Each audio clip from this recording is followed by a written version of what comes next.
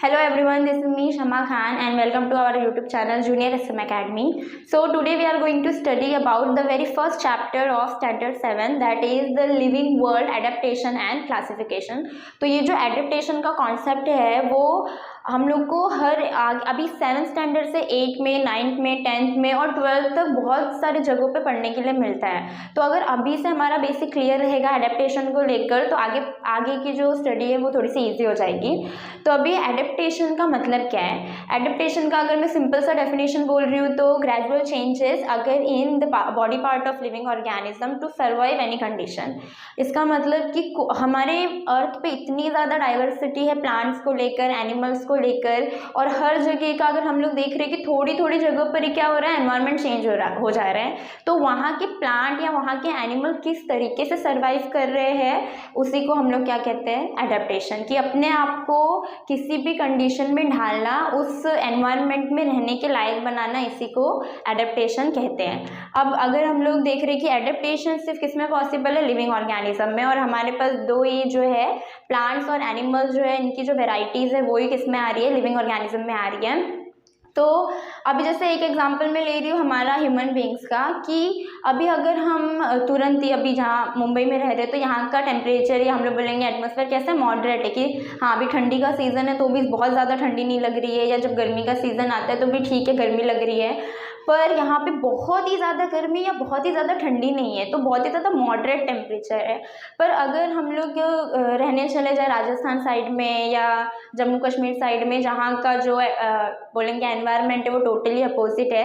क्योंकि अगर हम लोग राजस्थान साइड में रहने के लिए अभी चले जाए तो ऐसा है कि हमारी बॉडी तुरंत ही अडेप्ट कर लेगी सारी चीज़ों को। हाँ, कि एक ही दिन में हमें वहाँ का टेम्परेचर भी अच्छा लगने लग रहा है, वहाँ का खाना भी अच्छा लगने लग रहा है। तो ऐसा नहीं होता है। किसी भी जब हम नई जगह पे रहने जाते हैं तो स्टार्टिंग में बहुत सारी प्रॉब्लम हो जाती है। पहले तो तबीयत खराब हो जाती है, खाना नहीं जम रहा, पानी नहीं जम रहा, पर थोड़े दिन में हम लोग को उसकी आदत होने लगती है और हम लोग की बॉडी उस एनवायरनमेंट में रहने की कोशिश करती है, या हम लोग बोलेंगे कि वो अडेप्ट कर रही है उस एनवायरनमेंट को।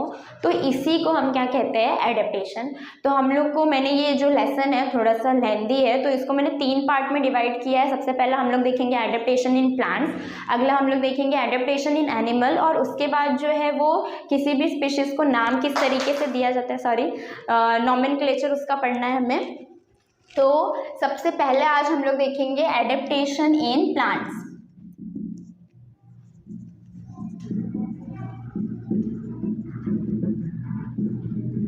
Adaptation in plants. अभी एडेप्टेशन इन प्लांट्स में बहुत टाइप के जो है रीजन आ जाते हैं। डेजर्ट के प्लांट्स आ जाते हैं, स्नोवी रीजन के प्लांट्स आ जाते हैं, एक्वाटिक रीजन के प्लांट्स आ जाते हैं, फिर फॉरेस्ट, ग्रासलैंड, ये सारी चीज़ें आ जाती है। अभी अगर मैं बोल रही हूँ एडेप्टेशन, तो किसी भी लिविंग ऑर्गेनिज्म में 2 टाइप के चेंजेस होते हैं। क्योंकि एडेप्टेशन का मतलब ही क्या है कि अपनी बॉडी में कुछ तो ऐसे चेंजेस हो रहे हैं कि हम लोग उस एनवायरनमेंट में खुद को रख पा रहे हैं। तो 2 टाइप के चेंजेस होते हैं। एक होता है स्ट्रक्चरल चेंजेस, जिसको हम लोग कह सकते हैं फिजिकल चेंज, और दूसरा होता है बिहेवियरल चेंज, जो हम लोग के बिहेवियर में थोड़ा सा चेंजेस होता है। अभी ये दोनों का मतलब क्या है, एडेप्टेशन हो रहा है उसमें चेंजेस हो रहे हैं, ठीक है। अब उसमें 2 टाइप के चेंजेस होंगे, एक तो स्ट्रक्चरल चेंजेस होगा, दूसरा बिहेवियरल चेंजेस होगा। अब इसका एग्जाम्पल मैं आपको दे रही हूँ कि स्ट्रक्चरल चेंजेस का मतलब लिविंग ऑर्गेनिज्म की बॉडी में कुछ तो चेंजेस हो रहे हैं जिससे वो उस एनवायरनमेंट में रह पा रहा है। For example polar bear. अब जो पोलार बियर है, हम लोग देखें कि पोल्स में रहते हैं जहाँ पे बहुत ही ज़्यादा लो टेम्परेचर रहता है, बहुत ही ज़्यादा ठंड रहती है। तो वहाँ पे पोलार बियर के पास कोई ऑप्शन है क्या कि वो दूसरी जगह चेंज कर लेगा या ऐसी जगह पे चले जाएगा जहाँ पे कम ठंड है? तो ऐसा नहीं होता। पोलार बियर्स वहीं पे रहते हैं, उनकी बॉडी में चेंजेस हो जाते हैं, उनकी बॉडी पे बहुत ही ज़्यादा फर आ जाते हैं कि वो जो है उस एनवायरनमेंट में भी आसानी से रह पाते हैं। और जो दूसरा है बिहेवियरल चेंज, उसके लिए मैं एग्जाम्पल लूँगी माइग्रेशन ऑफ बर्ड्स। अब माइग्रेशन ऑफ बर्ड्स में जैसे विंटर का ही ले रहे हैं हम लोग, दोनों एग्जांपल जो है वो मैं विंटर सीजन का ही ले रही हूँ कि विंटर सीजन में क्या चेंजेस हो रहे हैं पोलार बियर में और बर्ड्स में, तो पोलर बियर को तो आ गए ना फर्स्ट, वो आसानी से उस एनवायरनमेंट में रह सकता है। पर जो बर्ड्स है, अगर हम लोग देखेंगे कि बहुत सारे बर्ड्स ऐसे होते हैं, बहुत सारे बर्ड की स्पीशीज ऐसी होती है जो ज़्यादा ठंड में नहीं रह सकते। वो लोग हमेशा माइग्रेट करते रहते हैं कि हाँ अभी यहाँ पे ठंड बढ़ गई है तो अगले दूसरे जगह पे जाएंगे जहाँ पे जो ठंड है वो थोड़ी सी कम रहती है। तो यहाँ पे जो बर्ड्स है उनमें कोई चेंजेस नहीं हुए, उनके फिजिकल अपीयरेंस में कोई चेंजेस नहीं हुए हैं, पर उनके बिहेवियर में चेंजेस हुआ है कि हाँ अभी वो यहाँ रह रहे थे, अभी वो दूसरी जगह चले गए जहाँ पे ठंड क्या है, कम है। तो ऐसे चेंजेस जो किसी लिविंग ऑर्गेनिज्म के बिहेवियर में हो रहे हैं, हम लोग उसको बिहेवियरल चेंजेस कहते हैं। और अगर किसी के बॉडी पार्ट्स में चेंजेस हो रहे हैं तो उसको हम लोग फिजिकल या स्ट्रक्चरल बिहेवियर कहते हैं। अभी बिहेवियर में तो एक और आ जाता है एग्जाम्पल, जैसे कि जो गिलहरी होती है वो सीजन टू सीजन जो है अपने लिए खाना जमा करती है ताकि आगे के सीजन्स में उसको प्रॉब्लम ना हो, तो ये भी एक टाइप का बिहेवियरल चेंजेस है। तो अभी सबसे पहले हमने देखना है adaptation in plants.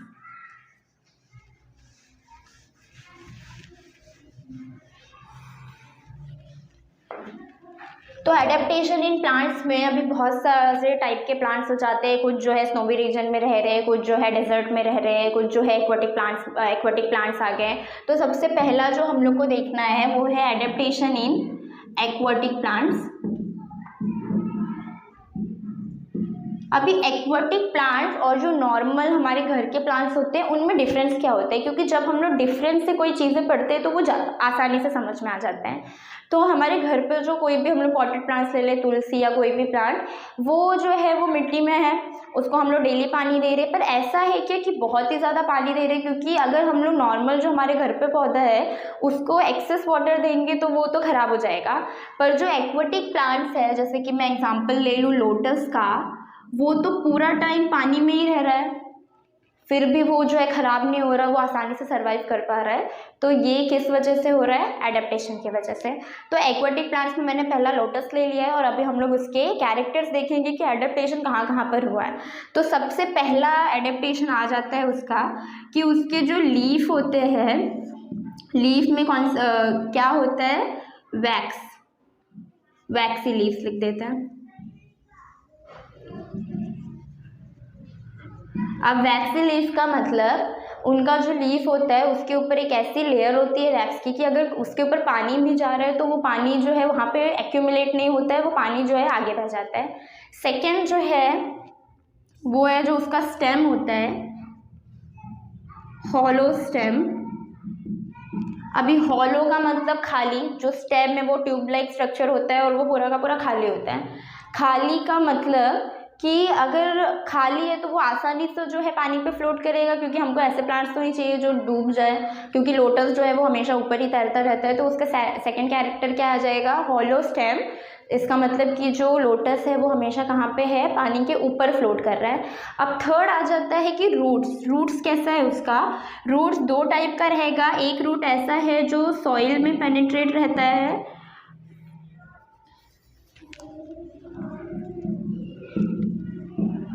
Roots penetrate in soil, और कुछ टाइप के रूट्स होते हैं and some roots float over the water. ठीक है, तो ये सारे जो है कैरेक्टर वो किसके हो गए? एक्वाटिक प्लांट्स के। क्योंकि अगर हम लोग देखिए बहुत सारे एक्वाटिक प्लांट्स ऐसे होते हैं जो हमने देखे होते हैं ऊपर तैर रहे होते हैं। तो पहला कैरेक्टर उनका आ जाएगा कि जो लीफ है उसका स्ट्रक्चर कैसा होता है? वैक्स होता है पूरा का पूरा, ताकि अगर कोई भी पानी है वो आसानी से बह जाए। दूसरा जो है उसका हम लोग देख रहे हैं स्टेम कैसा है? हॉलो है। थर्ड जो उसका रूट है वो कहाँ पे पेनिट्रेट रहता है? बहुत ही नीचे सॉइल में पेनिट्रेट रहता है। और कुछ प्लांट्स ऐसे भी होते हैं जिनका जो रूट्स होता है वो वाटर में ही फ्लोट करता है। तो ये सारे एडेप्टेशन के कैरेक्टर्स किसके आ गए? एक्वाटिक प्लांट्स के।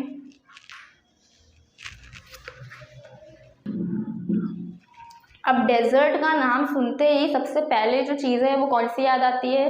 कि हाँ भाई वहाँ पे बहुत ही ज़्यादा रेत है, वहाँ पे बहुत ही ज़्यादा गर्मी है, मतलब जो टेम्परेचर है वो बहुत ही ज़्यादा हाई रहता है। तीसरा जो है वहाँ पे पानी नहीं है। मतलब मैं जब डेजर्ट का नाम सुनती हूँ तो मेरे दिमाग में बस यही आता है कि भाई वहाँ पे पानी नहीं है। और अगर पानी नहीं है तो वहाँ पे प्लांट्स और एनिमल्स कैसे कैसे सर्वाइव कर रहे हैं। पानी नहीं है का मतलब वहाँ पे पानी है पर इतना ज़्यादा नहीं है कि मतलब जैसे नॉर्मल प्लांट्स को हम लोग डेली वाटर कर रहे हैं, जो एनिमल्स है वो डेली वाटर पे ही हम लोग जो है वो जिंदा है। तो वहाँ जब, क्योंकि डेजर्ट का नाम सुनते ये जो 3 चीज़ है वो डरा देती है कि भाई वहाँ पे, फिर मैं कभी कभी ये सोचने लगती हूँ कि वहाँ पे ना ही प्लांट्स है ना ही एनिमल्स है, पर ऐसा तो नहीं है। डेजर्ट रीजन में भी बहुत सारे टाइप के प्लांट्स आते हैं, बहुत ही सारे टाइप के एनिमल्स आते हैं। तो ये जो क्वेश्चन है कि वो सर्वाइव कैसे करते हैं, उसका आंसर भी यहीं पे लिखा हुआ है। वो सर्वाइव किससे करते हैं? एडेप्टेशन से। वो अपने बॉडी को इस तरीके से अडेप्ट करते हैं कि डेजर्ट रीजन में भी वो अपने आप को रहने की लाइफ बना रहे हैं, वो अपने उस एनवायरनमेंट को भी वो लोग अडेप्ट कर रहे हैं। तो डेजर्ट के जो प्लांट्स है, अगर मैं डेजर्ट का सबसे अच्छा समझने के लिए एक एग्जांपल ये है कि हम लोग को 2 प्लांट्स लेने हैं। एक ऐसा प्लांट्स लेना है, एक कैक्टस लेना है। एक तो फिक्स है कि कैक्टस लेना है, दूसरा प्लांट्स हम लोग को वो डिपेंड करता है, हम लोग कोई भी प्लांट ले सकते हैं, पर ऐसा रहना चाहिए कि उसमें बहुत ज़्यादा लीफ रहना चाहिए। तो क्या करना है हमको, दोनों प्लांट्स को सनलाइट में रखना है और एक जो ट्रांसपेरेंट प्लास्टिक बैग होती है उसको वहाँ पे टाई कर देना है उसके लीव्स के पास, या उसके एपिकल पार्ट में हमको वो जो है टाई कर देना है। फिर थोड़े देर के बाद देखना है, या तो हम लोग पूरा दिन भी रख सकते हैं, दूसरे दिन भी देख सकते हैं, या थोड़े घंटों के बाद भी। तो बाद में जब हम लोग ऑब्जर्व करेंगे 2-3 घंटे के बाद, तो वहाँ पे हम लोग को चेंजेस दिखाई देने वाले हैं। अब वो चेंजेस क्या दिखाई देने वाले हैं कि वहाँ पे हुआ है एवापोरेशन, जो वाटर होता है वो वेपर बन के जो है रिलीज हुआ है। पर यहाँ पे हम लोग को दिखाई क्या देगा कि जो कैक्टस का प्लांट है उसका जो प्लास्टिक बैग हमने टाई किया है वहाँ पे बहुत ही कम वाटर है, मतलब या तो वाटर आता ही नहीं है जल्दी। दूसरा जो है हमारा लीफ वाला जो प्लांट है वहाँ पे बहुत ही ज़्यादा जो है वाटर लूज हुआ रहता है, और वो प्लास्टिक बैग पे हमको वाटर वेपर मतलब जो ड्यू ड्रॉप्स होते हैं वो हमको दिखाई देने लगते हैं। अब इससे हम लोग को ये समझ में आता है कि जो डेजर्ट प्लांट है वो कहाँ पे होता है, मोस्टली डेजर्ट एरियाज में रहता है। जो कैक्टस प्लांट्स है वो कहाँ पे रह रहा है? डेजर्ट एरिया में। तो जो कैक्टस है उसमें जो लीफ है वो किस में कन्वर्ट होता है? थॉर्न में, मतलब कांटों में कन्वर्ट हो जाता है। अब कांटों में कन्वर्ट होने का रीज़न ये है कि अगर कोई भी प्लांट है जिसके पास लीफ है, तो लीफ से क्या होने वाला है, बहुत ही ज़्यादा वाटर जो है वो रिलीज होने वाला है एवापोरेशन से। पर अगर ऐसा प्लांट है कि जिसको लीफ ही नहीं है, तो वहाँ पे जो वाटर ट्रांसफर, तो हमको 2 पौधे लेने हैं, एक लेना है हमने कैक्टस, दूसरा लेना है हमको लीफी प्लांट्स। तो दोनों को हमने क्या करना है, टाई करना है प्लास्टिक से और उसको रख देना है सनलाइट में। बाद में जब हम लोग देखेंगे थोड़ी देर के बाद, जब ऑब्जर्व करेंगे, तो वहाँ पे एक प्रोसेस होने वाला है इवापोरेशन का, मतलब जो वाटर है वो जो लीफ है वो वाटर जो है रिलीज करने वाला है, हमको ड्यू ड्रॉप्स में या थोड़ा सा जो है वाटर हम लोग को प्लास्टिक के ऊपर दिखने वाला है। तो जो पहला है कैक्टस उसमें बहुत ही कम पानी दिखने वाला है, और जो दूसरा हमारा है लीफी प्लांट कोई भी, उसमें बहुत ही एक्सेस में वाटर दिखने वाला है। इसका ये मतलब है कि डेजर्ट में जो भी प्लांट है ज़्यादा करके उनके जो लीफ होते हैं वो खुद को कन्वर्ट कर लेते हैं थॉर्न्स में, या तो जिसे हम कहते हैं कांटों में कन्वर्ट करते हैं। तो यहाँ पे सबसे पहला हम लोग एग्जाम्पल लेंगे कैक्टस का। तो अभी कैक्टस में क्या क्या चेंजेस होते हैं? सबसे पहला, leaves are modified into thorns। इसका मतलब कि जो कैक्टस है वहाँ पे उसने जितना भी वाटर उसको मिला हुआ है वो इवापोरेशन में लूज नहीं करता है, क्योंकि इवापोरेशन पॉसिबल ही नहीं है अगर किसी प्लांट में लीफ नहीं है। सेकंड है हमारा कि इसका जो रूट्स होता है, roots are deeply penetrate into the soil, कि जो हमारे रूट्स है, अगर हम लोग देख रहे हैं कि कैक्टस जो इतना बड़ा है, हम लोग को डेजर्ट प्लांट डेजर्ट एरिया में प्लांट्स इतना बड़ा दिख रहा है, पर उसके जो रूट्स होते हैं वो बहुत ही अंदर तक गए हुए होते हैं वाटर की खोज में। थर्ड हमारा है कि उन वैक्सी सब्सटेंस इनसाइड, अंदर जो है वो उसके बहुत ही ज़्यादा वैक्सी सब्सटेंस होता है। अभी यहाँ पे एक क्वेश्चन आता है कि अगर किसी प्लांट में लीफ नहीं है तो वहाँ पे वो खाना कैसे बनाएगा, क्योंकि फोटोसिंथेसिस का जब हम लोग नाम सुनते हैं तो ये होता है कि हाँ लीफ है, लीफ के जो प्लांट है, लीफ जो है वो ग्रीन कलर की है, और वहाँ पे क्या दिख रहा है, फिर से स्टार्ट करें। अभी यहाँ पे क्वेश्चन ये आता है कि जो कैक्टस है उसमें हमने तो ये बोल दिया है कि लीफ नहीं है, लीफ ने खुद को कन्वर्ट कर लिया है थॉर्न में ताकि जो है कम से कम वाटर जो है वो रिलीज हो सके। पर यहाँ पे क्वेश्चन ये आता है कि अगर उसके पास लीफ नहीं है तो वो फोटोसिंथेसिस कैसे करेगा, क्योंकि अगर किसी भी प्लांट्स के बारे में हम पढ़ते हैं तो हमको ये पता होता है कि plants are autotrophic and they make their food by using carbon dioxide and chlorophyll. पर अगर यहाँ पे लीफ ही नहीं है तो वो प्लांट जो है वो खाना किस तरीके से बनाएगा।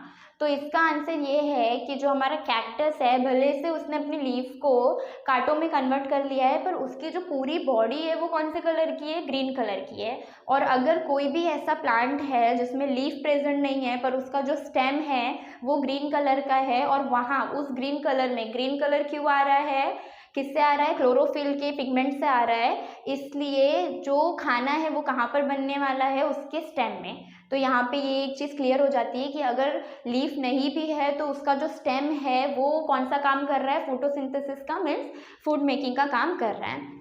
तो ये हमारे कैरेक्टर्स किसके आ जाते हैं, डेजर्ट प्लांट के। पहला कि वो खुद के लीव्स को किस में कन्वर्ट करते हैं, थॉर्न्स में। सेकेंड, उसके जो रूट्स होते हैं वो बहुत ही डीपली पेनिट्रेट होते हैं सॉइल में in search of water. Third हमारा है कि उसके अंदर में जो हमारा कैक्टस होता है वो बहुत ही कम वाटर रिलीज करता है जिसकी वजह से उसके अंदर बहुत ही ज़्यादा वाटर होता है और उसके अंदर जो एक सब्सटेंस होता है, वैक्सी सब्सटेंस, अगर आपने कभी कैक्टस देखा होगा, उसको कट किया होगा तो वो एक वैक्सी सब्सटेंस पता चलता है हमको। और थर्ड हमारा ये है कि फोटोसिंथेसिस कहाँ पे होता है, स्टेम में। तो मैं यहाँ पे फोर्थ पॉइंट लिख देती हूँ, photosynthesis takes place in stem. तो ये हमारे 4 कैरेक्टर हो गए डेजर्ट प्लांट के।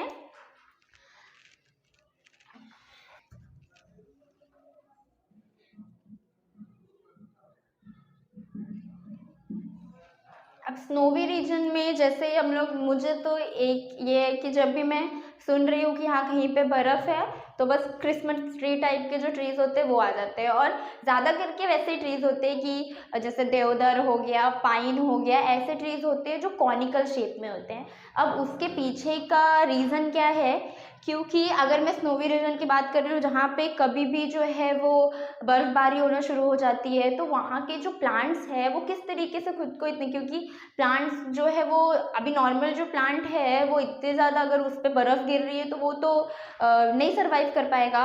तो एडेप्टेशन जो है स्नोवी रीजन में वो प्लांट्स में कहाँ कहाँ पे होता है या ट्रीज़ में कहाँ पे हो रहा है। अब जो एग्जाम्पल में अगर मैं ले रही हूँ पाइन ट्री, तो पाइन ट्री का जो शेप है वो कैसा होता है, कोनिकल शेप होता है। तो पहला हम लोग लिखेंगे they are in conical shape. अब कॉनिकल शेप का मतलब ऐसा है कुछ तो। अब ये जो स्ट्रक्चर है वो क्यों है, क्योंकि अगर कभी भी जो है बर्फबारी हो रही है, कभी भी जो है वो स्नोफॉल हो रहा है तो यहाँ पे जो इसके ये है स्लोपी ब्रांचेस है, यहाँ पे जो हमारा बर्फ है वो एक्यूमुलेट नहीं होगा और जो स्लोप है वहाँ से क्या होने वाला है, वो बर्फ नीचे गिर जाने वाला है। तो यहाँ से हम लोग को पहला जो हमारा कैरेक्टर है वो conical in shape. Why in conical shape,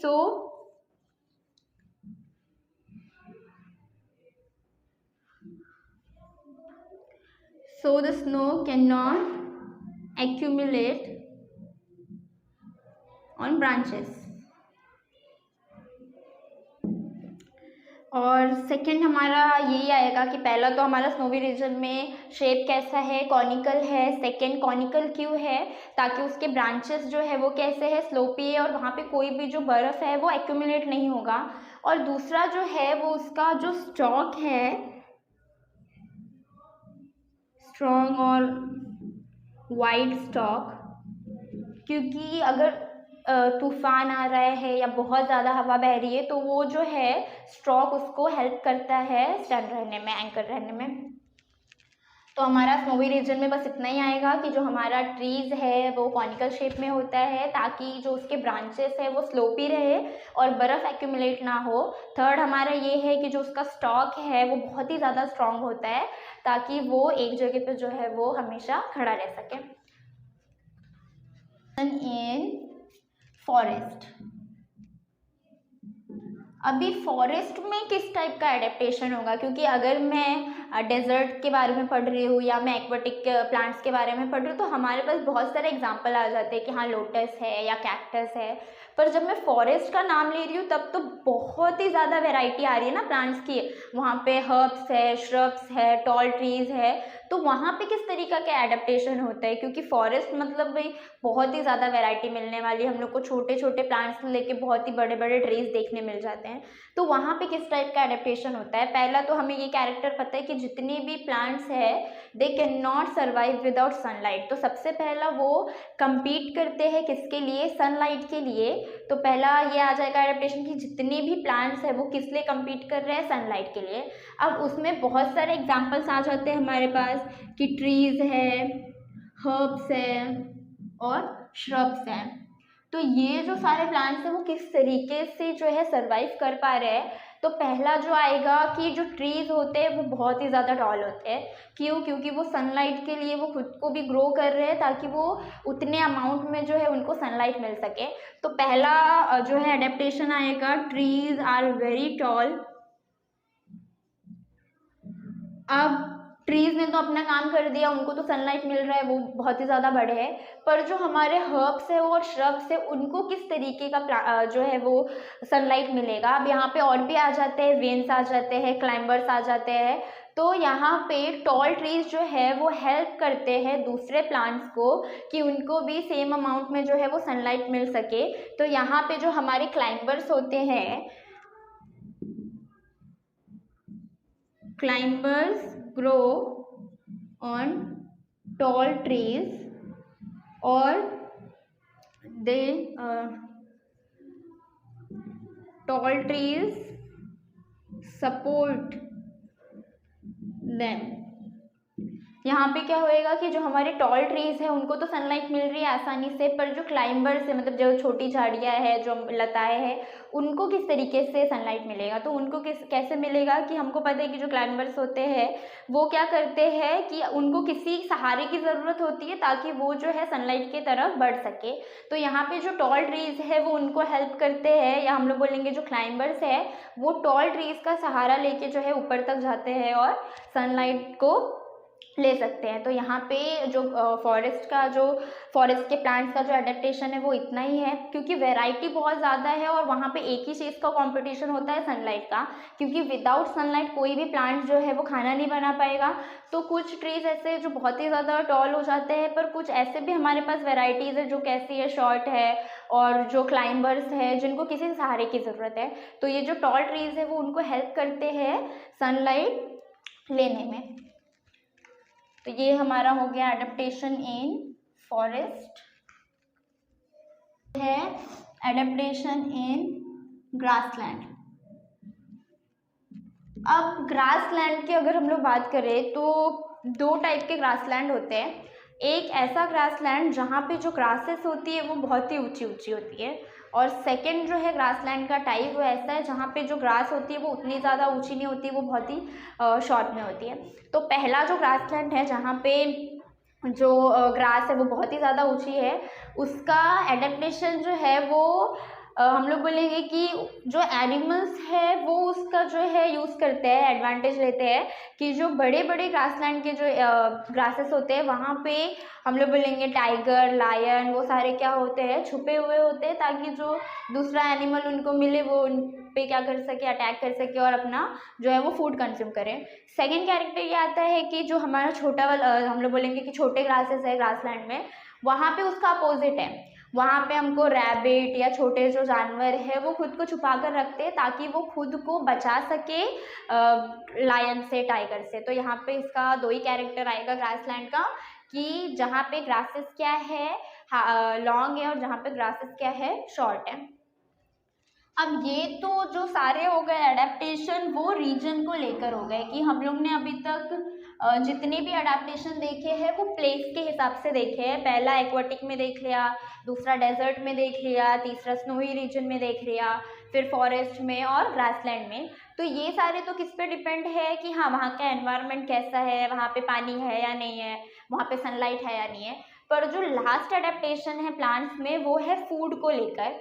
तो अगला जो एडेप्टेशन है प्लांट्स में वो हमारा है फूड को लेकर।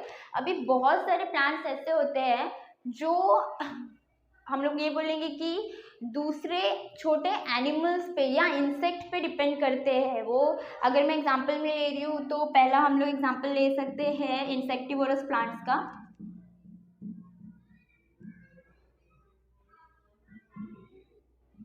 इंसेक्टिवोरस प्लांट्स में मैं एग्जांपल हम लोग को पता होता है वीनस फ्लाई ट्रैप। तो वीनस फ्लाई ट्रैप देखकर ऐसा नहीं लगता कि वो क्या खाता होगा, इंसेक्ट खाता होगा, पर यहाँ पे ऐसा है कि बहुत जो प्लांट्स है वो इंसेक्ट क्यों खा रहा है, क्योंकि प्लांट दिखने में तो ग्रीन ही लग रहा है, इसका मतलब वो फोटोसिंथेसिस कर सकता है।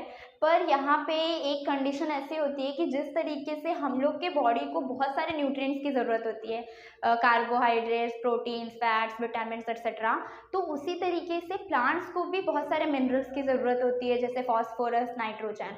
अब बहुत सारे ऐसे प्लांट्स हैं जो कहाँ से ये मिनरल्स ले सकते हैं, सॉइल से ले सकते हैं, पर बहुत सारे ऐसे प्लांट्स होते हैं जहाँ पे वो ग्रो करते हैं वहाँ के सॉइल में ये सारे मिनरल्स नहीं होते हैं, तो उनको ये मिनरल्स कहाँ से मिलेंगे, तो ये मिनरल्स उनको मिलेंगे इंसेक्ट से। तो जो वीनस फ्लाई ट्रैप का मैंने एग्जांपल लिया है वो हम लोग को पता है दिखने में बहुत ही ज़्यादा सुंदर होता है, पर वो सुंदर क्यों होता है, ताकि जो दूसरे इंसेक्ट है वो अट्रैक्ट हो सके, वो वहाँ पे आके बैठे और फिर वो जो है उसको कंज्यूम कर सके। तो पहला तो ये हो गया यहाँ पे इंसेक्टिवोरस प्लांट का कि उनको मिनरल्स की ज़रूरत होती है, इसके लिए वो दूसरे इंसेक्ट को खा रहे हैं। अब क्वेश्चन ये आ जाता है कि अगर वो इंसेक्ट को खा रहा है तो उसका डाइजेशन कैसा होगा, क्योंकि प्लांट्स के पास तो कोई ऑर्गन है नहीं डाइजेशन के लिए। तो यहाँ पे ये बताया जाता है कि उसके अंदर एक टाइप का डाइजेस्टिव जूस होता है जिससे जो ये इंसेक्ट है वो डाइजेस्ट हो जाते हैं। अगला हम लोग देखेंगे एक प्लांट जो पैरासिटिक प्लांट है।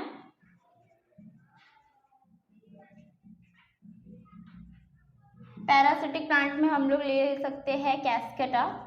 अभी कैस्केटा को अगर हमने देखा होगा, बहुत ही नॉर्मली देखने मिल जाता है, उसके जो लीफ होते हैं वो ग्रीन कलर के होते हैं, पर जो उसका स्टेम होता है वो थिन येलो लाइक स्ट्रक्चर होता है। अब येलो स्ट्रक्चर है, इससे हम लोग को ये तो समझ में आ रहा है कि वहाँ पे जो है वो प्लांट जो है अधूरा है, क्योंकि भाई उसका जो स्टेम है वो ग्रीन कलर का नहीं है, वो येलो कलर का है और थिन वायर जैसा स्ट्रक्चर होता है उसका।